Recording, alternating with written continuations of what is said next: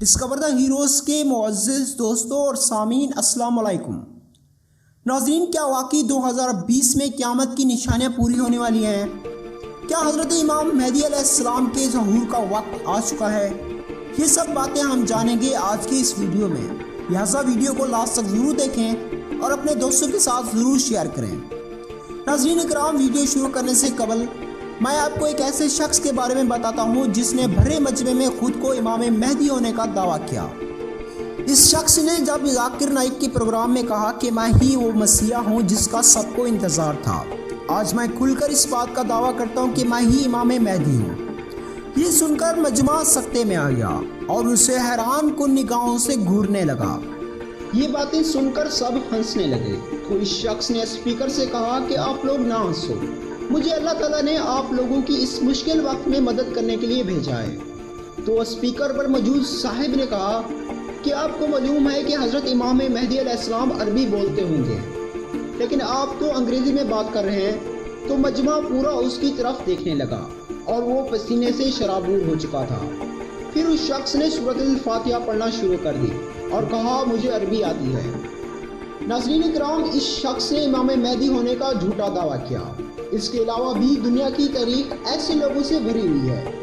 حضرت امام مہدی علیہ السلام کا ظہور کب، کیسے اور کہاں ہوگا، چند احادیث اور قرآن مجید کی روشنی میں ملاحظہ فرمائیں۔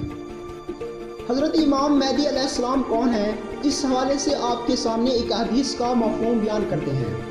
حضرت محمد مصطفیٰ صلی اللہ علیہ وسلم نے فرمایا، امام مہدی میری اولاد میں سے ہوں گے، روشن و کشادہ پیشانی اور اونچی ناک والے، وہ روح زمین کو عدل انصاف سے بھر دیں گے جس طرح یہ ظلم و ستم سے بھری ہوئی ہے۔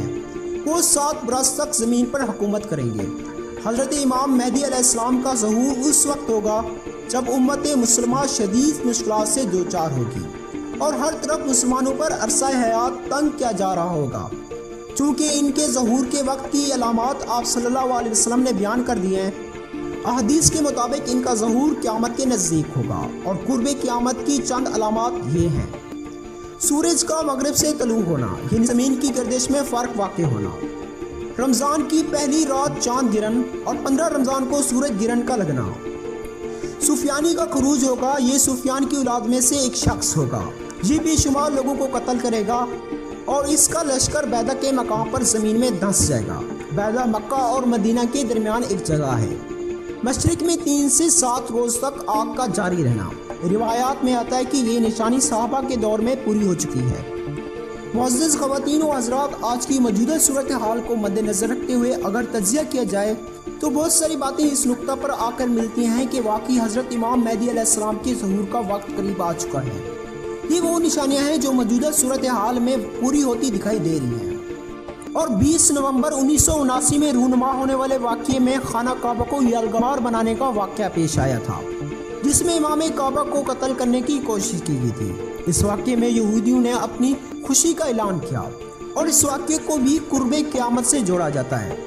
ناظرین، قرب قیامت کی ایک نشانی یہ بھی ہے کہ قیامت کے آنے سے پہلے حج کو روک دیا جائے گا، اور موجودہ دنوں میں وبا کی پیش نظر یہ تذکرہ عام ہو گیا ہے کہ ایسا ہونے جا رہا ہے۔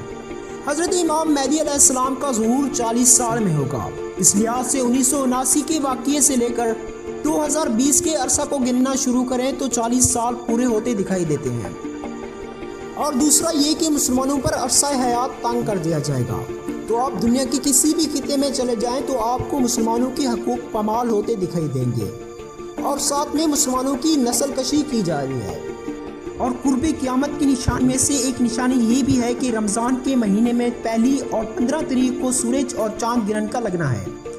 اتفاق سے 2020 کے رمضان کریم کی پہلی رات کو چاند گرہن اور 15 کو سورج گرہن متوقع ہے، جبکہ اسی سال بیت اللہ کا طواف بھی روکنا پڑ گیا ہے۔